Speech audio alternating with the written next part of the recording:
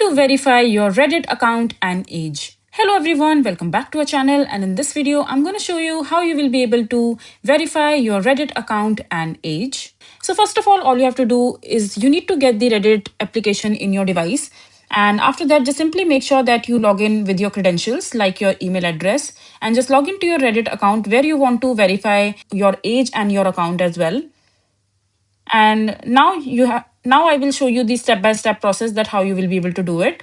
So first of all, just log into your Reddit account. If you don't have one, you need to register first and create an account for yourself, and then look for the age verification prompt. This usually appears when you try to access age restriction content or certain subreddits. Then you need to provide your date of birth. Reddit asks for this to confirm you meet the requirement age limit, typically 18 plus for restricted material. Use official ID verification if requested. Sometimes Reddit requires you to verify further by uploading a government issued ID or using an identity verification service. This step keeps bot and minors from sneaking in.